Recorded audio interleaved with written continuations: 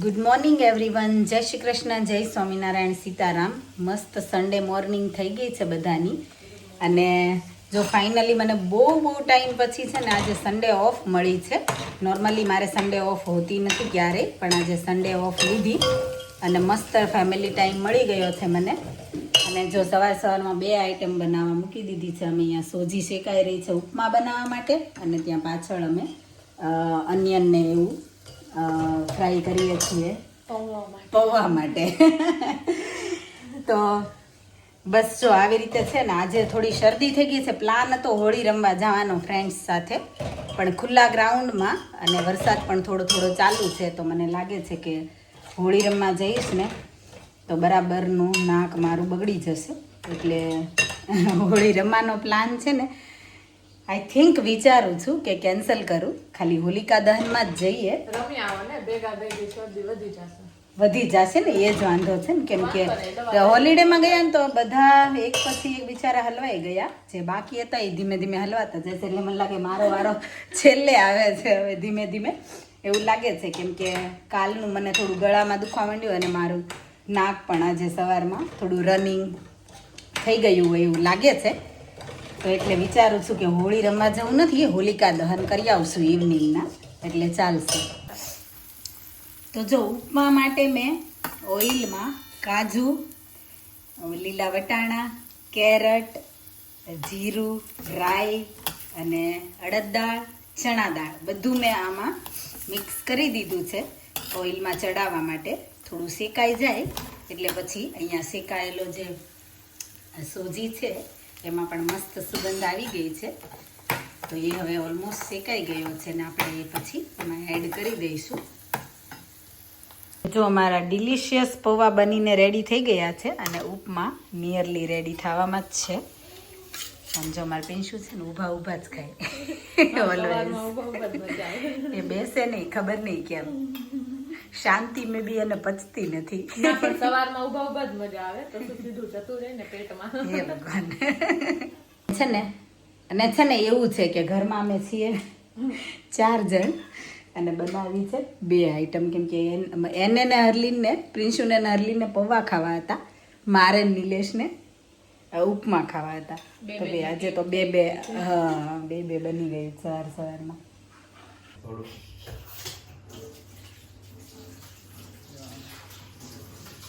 તો જો રોજની કમ્પેરમાં છે ને આજે કંઈક રોયલ બ્રેકફાસ્ટ થઈ રહ્યો છે અહીંયા. હરલીન ખાય છે પૌવા અને દૂધ. નિલેશે નાખ્યું છે ઉપમાની અંદર ચવાણું. એ ક્યાંનું ને કોમ્બિનેશન છે નિલેશ? ટ્રાય કરવા માટે નવી ટ્રાય કરી. અને મેં ખાલી જો ઉપમા ને ચા, ને નિલેશે જોડે ચાય લીધો છે. તો આવું કંઈક છે. ક્લિનિંગ અભિયાન ફિનિશ કરીને હું ને હરલીન અને નિલેશ પણ રેડી થઈ ગયા છીએ. આપણે ક્યાં જવા માટે? હોલિકા દહનમાં જવા માટે અમે રેડી થઈ ગયા છીએ. અને મેં ટ્રેડિશનલ પહેરી લીધા છે. હરુએ ટ્રેડિશનલ નથી પહેર્યા, પણ નોર્મલ જ કપડાં પહેર્યા છે. કેમ કે બહાર બહુ જ ઠંડી છે. મને ટ્રેડિશનલ પહેરેલા જોઈને હરલીનને બહુ જ મન થઈ ગયું, પણ બહાર બહુ બધી ઠંડી છે ને, એટલે મેં એને કીધું કે રહેવા દે. હા, મને પણ ઠંડી લાગશે. જોયું, આવું હોય, છોકરા આપણને પકડી પાડે કે તમને નહીં લાગે, તમે અમને કહો છો. પણ હા, મને પણ લાગશે ઠંડી. મારાથી પણ ઠંડી સહન ના થાય.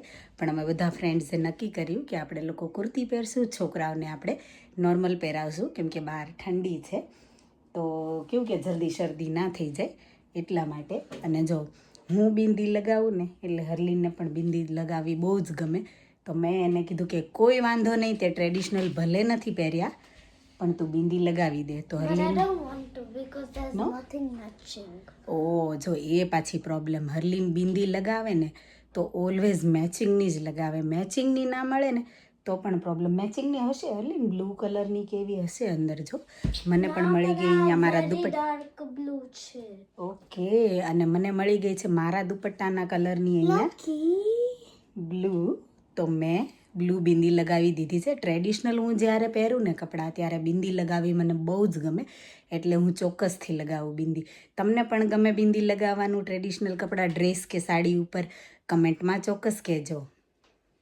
હરલીન અને નિલેશને તો સૂપ નહોતો પીવો, પણ મને ઈચ્છા થઈ ગઈ હતી. ઠંડી પણ એટલી જ છે આજે, અને શરદીના હિસાબે તો મને સૂપની સીપ લઈને બહુ સારું લાગે છે.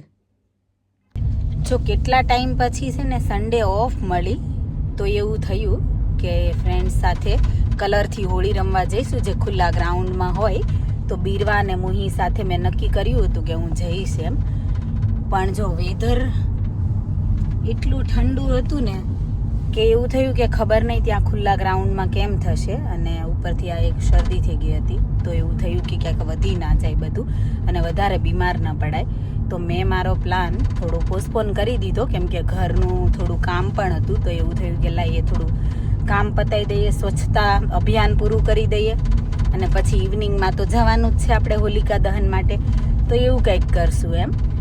તો બસ જો અહીંયા અમે મંદિર ઓલમોસ્ટ પહોંચી ગયા અમે, અને અહીંયા બહાર બોર્ડ લગાવેલું હતું કે નો ટિકિટ નો એન્ટ્રી, કેમ કે આવી રીતે ક્યારેક આવું કોઈ ફેસ્ટિવલ કે એવું હોય ત્યારે એ લોકો ટિકિટ માંગતા હોય છે, બુક કરવાની રિક્વેસ્ટ કરતા હોય છે. નોર્મલી તો કેવું કે આડા દિવસે ગમે ત્યારે જઈએ, ઇવન સન્ડે પણ કોઈ ફેસ્ટિવલ કે એવું ના હોય ને જઈએ તો બુક કરવાની જરૂર ના પડે.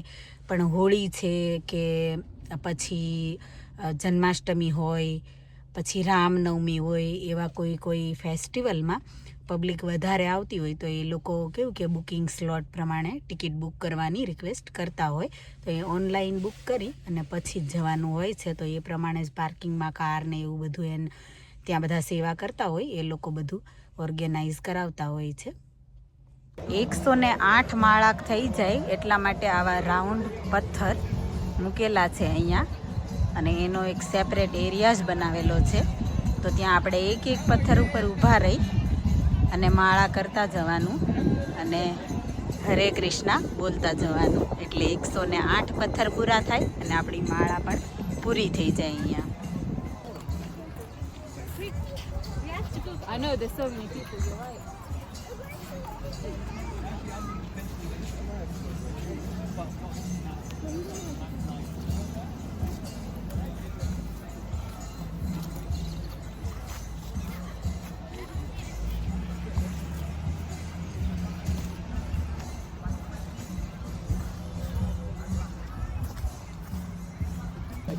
હોલિકા દહન અટેન્ડ કરવા માટે બહુ બધા લોકો ઓલરેડી આવી ગયા છે અહીંયા.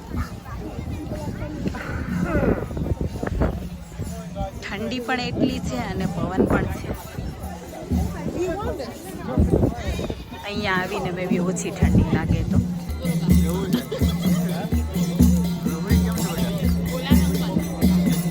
હરે હરે હરે હરે હરે હરે રામ હરે રામ હરે રામ હરે રામ રામ રામ રામ રામ હરે હરે.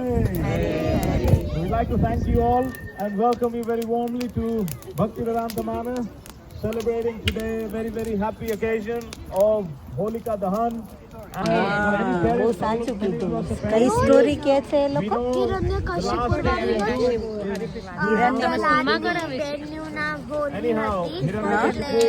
હિરણ્ય કશ્યપની બેનનું નામ હોલિકા હતું અને પ્રહલાદના એફિયા હતા. તો એની સ્ટોરી હા, Harleen knows the story and Ruhi also knows the story. અને જો અમને બધાને અહીંયા આવા ચાંદલા કરી આપે છે. નાયરાએ પણ ચાંદલો કરી લીધો છે જો અહીંયા. હરે રામ રામ રામ હરે હરે.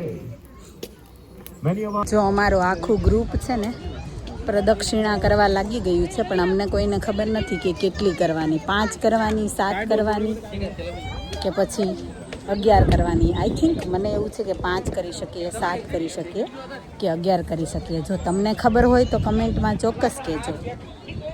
પ્રસાદીમાં અમારે અહીંયાથી લેવાનું છે શેકેલું કોકોનટ. શેકેલી કોકોનટ છે ને બહુ જ ટેસ્ટી લાગે. જેમને એન્જોય જ કરવું હોય એમને જો વિન્ટર, સમર કે કાંઈ પણ ના રોકી શકે. જો અહીંયા નાના નાના છોકરાઓ બધા પ્લેઇંગ એરિયામાં કેવા એન્જોય કરે છે ઠંડીને ભૂલીને. હરે રામા હરે કૃષ્ણના ભજનમાં અહીંયા જો બધા મશગુલ થઈ ગયા છે. ભક્તિમાં પ્રોપર ડૂબી ગયા હોય એવું લાગે છે.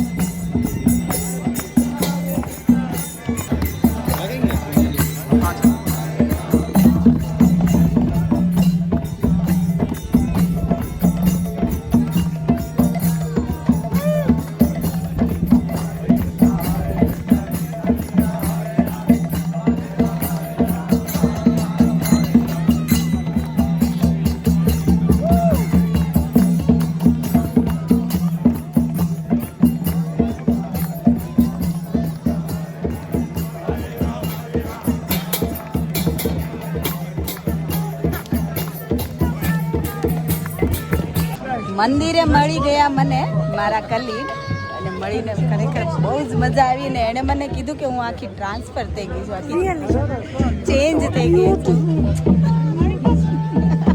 એટલો પ્રેમ છે જો એમને.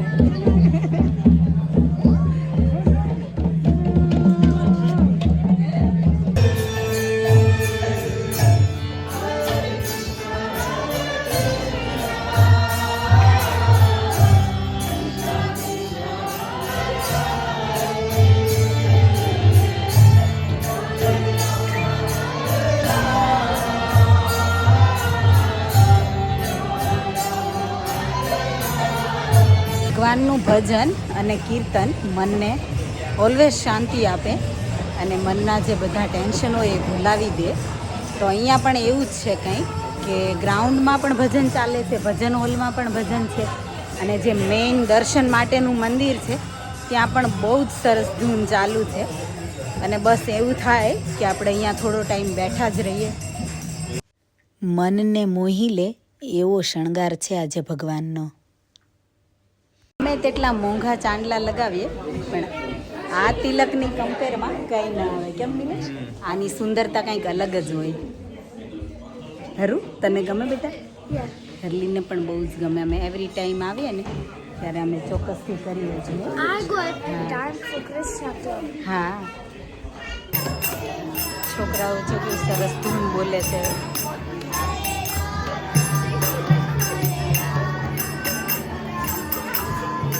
નોર્મલી કેવું કે પ્રસાદ હોલમાં ક્યારેય ધૂન ના હોય પણ આજે અહીંયા પણ ધૂન ચાલી રહી છે અને જો બધા જ લોકો મસ્ત રીતે પ્રસાદી લેવા લાઈનમાં ઊભા રહી ગયા છે 1 by 1. તો જમવા બેઠા છીએ ને ત્યાં પણ આ ધૂન ચાલી રહી છે, આખા મંદિરમાં ધૂન ચાલી રહી છે. બહુ જ મજા આવે છે ખરેખર.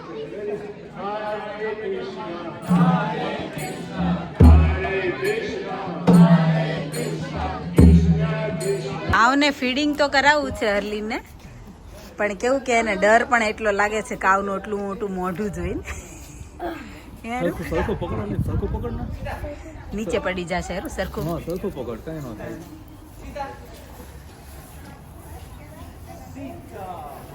લાસ્ટ ટાઈમ તો હરલીને ડર લાગતો હતો, હજી ડર લાગે છે કેમ મારું? Not too much? ઓકે, નહીં ફાવે એવી રીતે. આપણે ઇન્ડિયા જઈએ ને ત્યારે આપણે શું કરશું ખબર છે? સ્પેશિયલી કાવ ફીડિંગ કરાવવા માટે છે ને તને લઈ જઈશું. ત્યાં આટલું નહીં, બહુ વધારે કાવને ફીડિંગ કરાવવા માટેનું ગ્રાસ હશે તો તું ત્યાં છે ને ખવડાવજે એટલે તારો ડર જતો રહે. ઓકે, તો જો આવું છે હરલીને છે ને ગ્રાસ તો ખવડાવવું હોય છે કાવને, પણ એને એવરી ટાઈમ બહુ ડર લાગે કે કાવ એને બાઈટ ના કરી લે.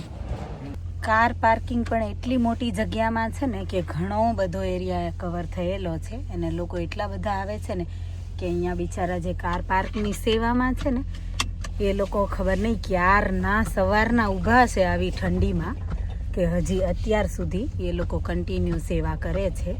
મે બી નિલેશ એ લોકોની શિફ્ટ ચેન્જ થતી હોય કે પછી એકના એક જ હશે?